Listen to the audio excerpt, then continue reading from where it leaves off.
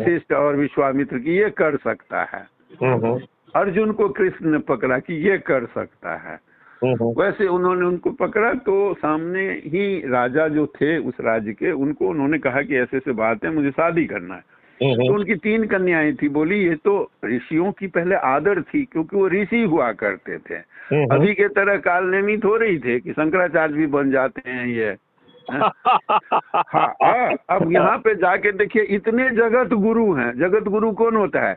जिसे जीव और जगत का ज्ञान हो वो जगत गुरु होता है, और जिसे जीव जगत और जगदीश तक का ज्ञान हो जाए वो सतगुरु होता है। जिसे मंडल का ज्ञान होगा वो मंडलेश्वर होगा। जिसको महामंडल का सारे ग्रह नक्षत्र का ज्ञान हो जाएगा वो महामंडलेश्वर हो जाएगा। तो ये इतने सारे महामंडलेश्वर घूम रहे हैं, ये सब महामंडल का ज्ञान हो गया क्या इनको? ये सब ऐसे ही है। इस लाइन में सबसे ज्यादा नकली है। इतना नकली किसी लाइन में है ही नहीं।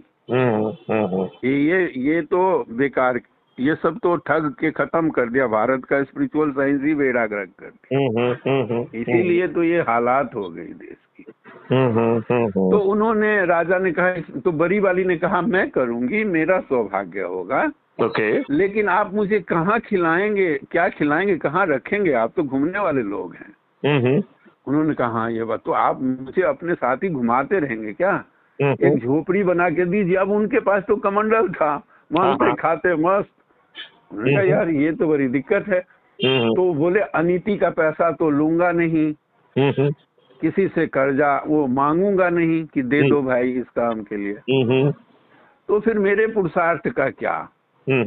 तब उसे किसी ने राय दिया कि यहाँ पे जंगल में आतापी बातापी है, वो ऐसे ऐसे करता है, इसको खत्म कर दीजिएगा तो वहाँ पे बहुत धन है।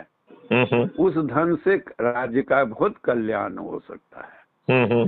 तो वो गए, एक पोटली लेकर के जा रहे थे तो वो रोक लिया रास्ते में आतापी, और उसने कहा कि आपको मेरा आतिथ्य स्वीकार करना होगा, आप भोजन करें, यहाँ पे विश्राम करें, फिर जाएं, अन्यथा मैं आपको मार डालूंगा।